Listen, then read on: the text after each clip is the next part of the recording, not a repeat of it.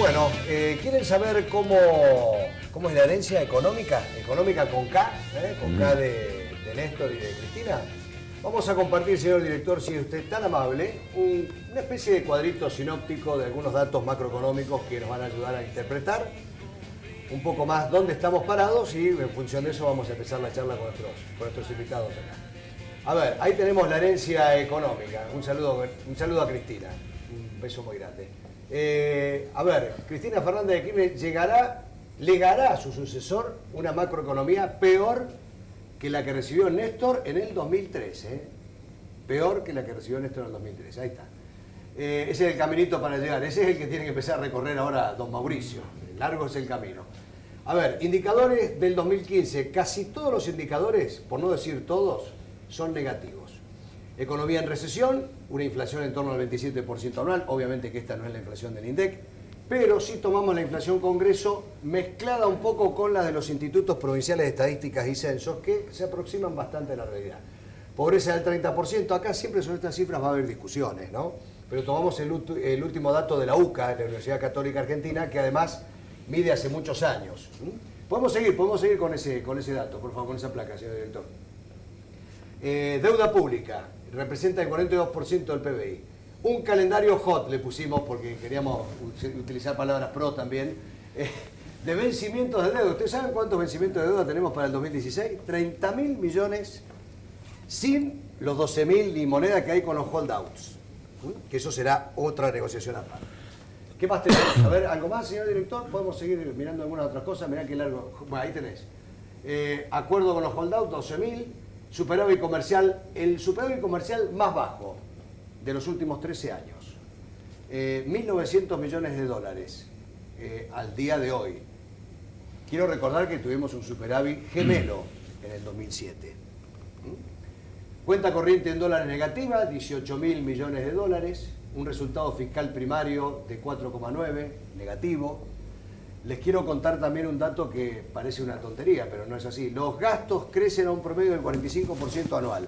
Los ingresos al 35%. Así no hay cuentas que cierren, de ninguna manera. Bueno, no sé si queda alguna cosita más. Ahí está.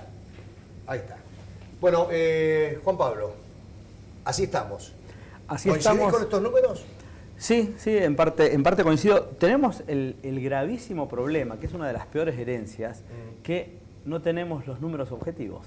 Claro. Nosotros hasta hace poco, antes del 2007, digamos, teníamos los números del INDEC en los cuales coincidíamos todos y servían como diagnóstico para la ejecución de políticas públicas y servían también para evaluar la ejecución de las políticas públicas. Es decir, fuimos capaces de bajar la pobreza, bueno, veíamos los datos del INDEC y lo teníamos. La inflación está subiendo o está bajando, íbamos al INDEC y lo teníamos. Ahora perdimos eso. O sea que lo primero que tenemos que hacer es recuperar eso y chequear estos datos. Sí. ¿Sí? De cualquier modo, creo que no estamos muy alejados de la realidad con los datos que mostraste recién, digamos, están mucho más cercanos a estos datos que los que da el INDEC. Pero me parece que el punto de partida deben ser los datos confiables. Y la situación económica en el transcurso del segundo mandato de Cristina Fernández fue bastante negativa, digamos, en casi todos sus índices. Nosotros arrancamos el año 2003, digamos, el inicio de esta era, por decirlo de algún modo, con un modelo de tres patas que era el superávit fiscal, el superávit comercial y el tipo de cambio alto. Claro. Que no fuimos capaces de reemplazar. Se agotó ese modelo y seguimos insistiendo con un modelo agotado. Empezó en el 2007 la inflación, en el 2011... Recordá que arrancamos en 2003 con un 4% de inflación, ¿no? Claro. Más o menos, sí. Sí. O sea, oficial, ese dato no lo discute nadie, porque eran datos, todavía eran fidedignas las cifras del INDEC, 4%. Así es. O sea, en el 2011 apareció el cepo, que restringió, bueno, lo sabemos muy bien en la fruticultura. ¿Es un invento argentino el cepo? ¿Es un invento argentino? No, existe. El control de cambios... no, pero una cosa es cepo y la otra es control de cambio. Bueno, sí, es una creatividad argentina. O sea, somos muy creativos. Nadie lo recomienda, nadie cree que el cepo es una política ideal para nada. Pero bueno, acá se aplicó y podría haber sido aceptable para una situación coyuntural, pero ya tenemos 4 años de cepo. Fue el lunes siguiente a la elección de Cristina, que apareció el primer cepo en el año 2011. Así que bueno, el desafío que tiene el nuevo gobierno es obviamente revertir estos números, pero como te decía... Primero hay que buscar la cifra fidedigna. La cifra volver fidedigna, a tener confianza en las estadísticas, claro. Sin dudas. Y después el tema del cepo, entre otros, además de estabilizar la macro y además de las políticas sectoriales. Claro. O sea, hay un combo muy grande que hay que atacar todo a la vez. Todo a la vez. Y es el gran desafío que tiene el próximo gobierno. ¿Shock o gradualismo en esto?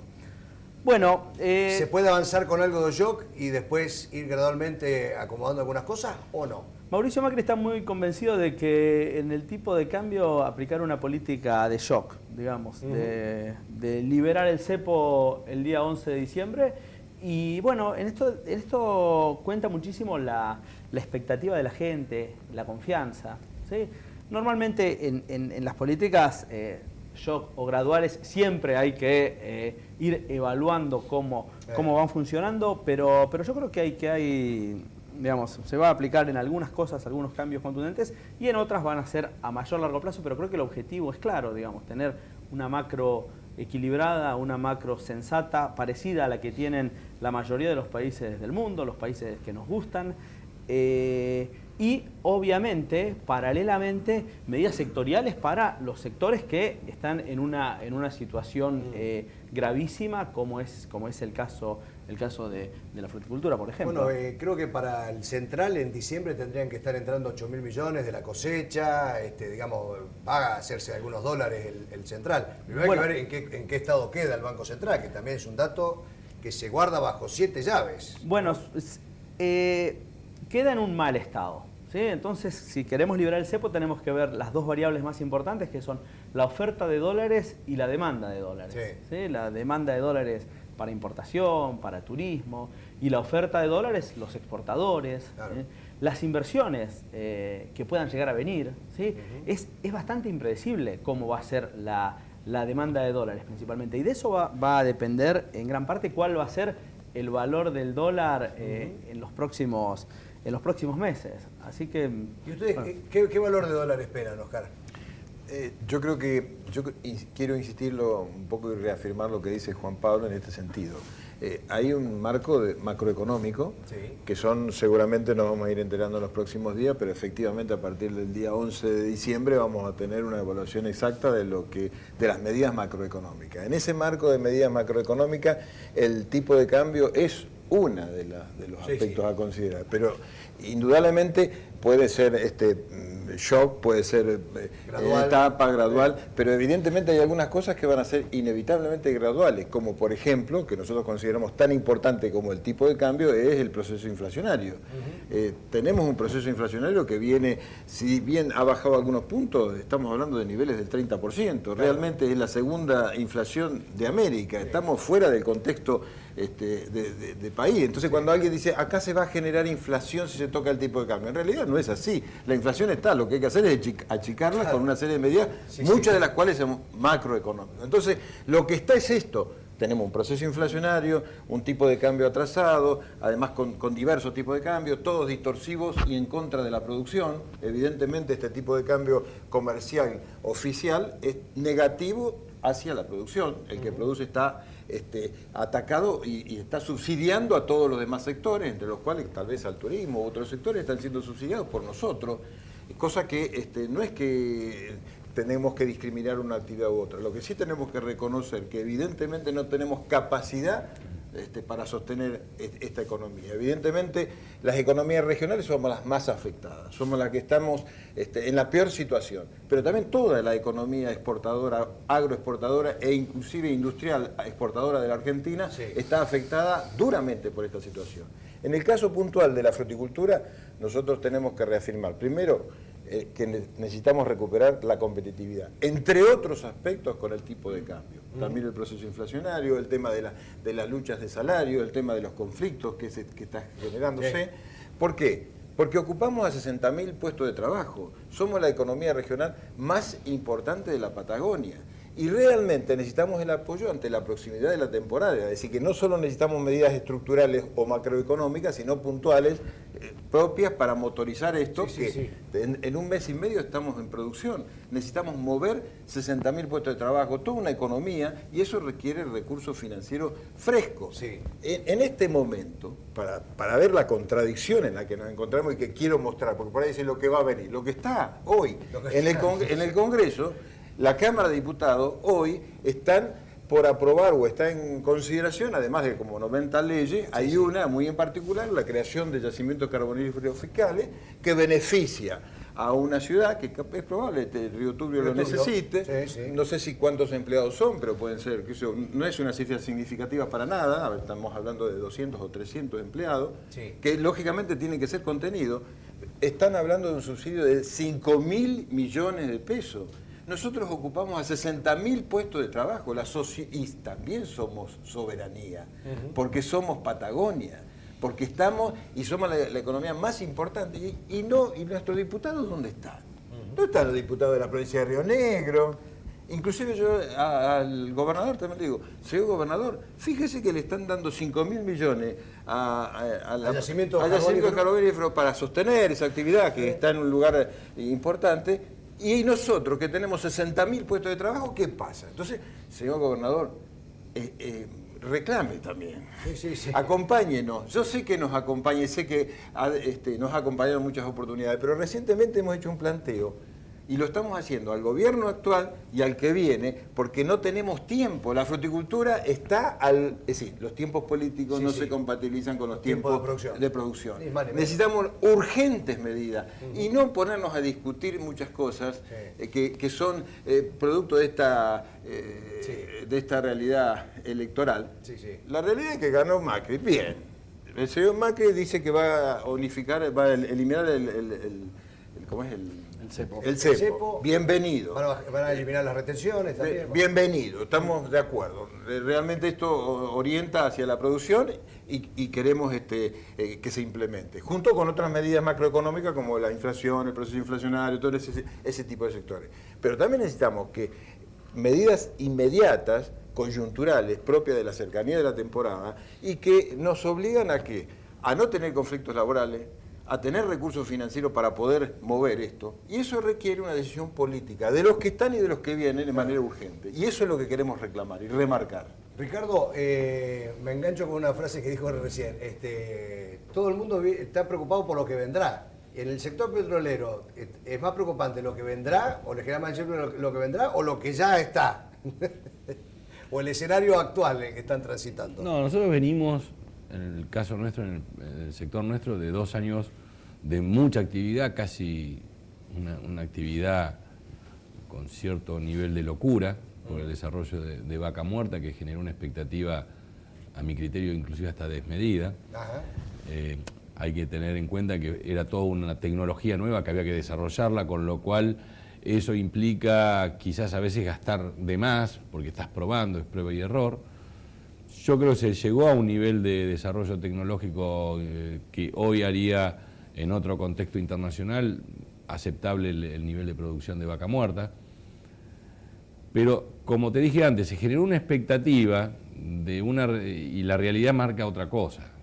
Yo escuché a ciertos políticos decir que se van a generar 12.000 puestos de trabajo. Eso que se dice tan libremente en los medios de comunicación impactan directamente después a nosotros, porque se produce una migración interna de gente, de empresas, de un montón de cosas que vienen a algo que no existe. O sea, esos 12.000 puestos no existieron y ni creo que vayan a existir. Entonces, la palabra que sintetiza en nuestro sector es incertidumbre. Incertidumbre. ¿Qué quiero decir con esto? Para lograr hacer eficiente el gasto en los próximos años, nosotros lo que necesitamos saber es a dónde quiere ir el gobierno. Lo único que sabemos hoy es que el ministro de Energía es el señor Aramburu.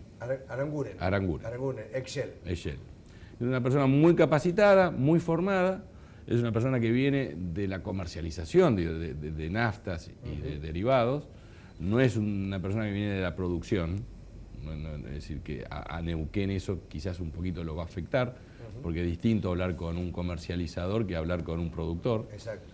es otro corte que tiene. Pero no importa, quizás el primer anuncio que hizo no fue muy bueno, de decir que no es tan importante la soberanía energética o no es prioritaria la soberanía energética o el autoabastecimiento. Yo creo que se apresuró a decir eso o no quiso decir eso. Habría que ver en las próximas horas si saca algún otro informe y ver a qué gente nombren los distintos cargos por debajo de eso. Debajo de él está, creo que, Daniel Montamat. Por eso, Daniel Montamat es otro perfil. Claro, o sea, pero me parece que va al equipo de Aranguren. Bueno, entonces, primero tenemos que definir, queremos el autoabastecimiento, lograr el autoabastecimiento, listo. Eso se necesita más o menos 5 años. Bueno, se necesita tanta plata. ¿Y cómo la vamos a conseguir? ¿En qué mercados lo vamos a conseguir? ¿Y de qué forma? ¿Nos vamos a asociar? ¿La vamos a aportar nosotros? Todas esas cosas hay que definirlas y eso es lo que le da certidumbre a nuestro sector. Yo a partir de ahí empiezo a dimensionar qué tipo de servicio voy a prestar, qué materiales necesito, qué equipamiento necesito, cuánta gente voy a necesitar. Mientras no tenga eso, estamos a la deriva, con políticas espasmódicas, con comentarios, como te dije, 12.000 puestos de trabajo, y nos miramos todos, ¿y dónde están? ¿Y dónde están? Claro, ¿y dónde están? ¿Sí? ¿Me permiten hacer una pausa y seguimos charlando? ¿Cómo no? Ya venimos, estamos en Basta y Sobra, no se vayan.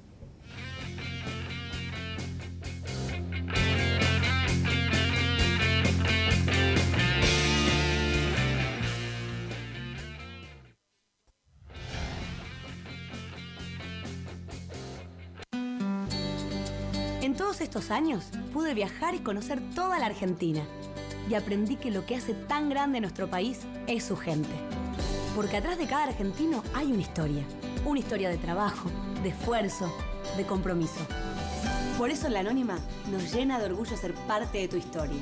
Y queremos seguir creciendo junto a vos día a día. La Anónima, el súper que creció en el mismo lugar que vos. Todas las mascotas deben cuidarse con responsabilidad. Si paseas a tu mascota, nunca la lleves suelta. Recordá llevarla con bozal y con su correa y siempre levantá sus desechos para cuidar la limpieza en la vía pública y en los espacios verdes. Neuquén, ciudad de buenos modales. Municipalidad de Neuquén. Horacio Quiroga, intendente.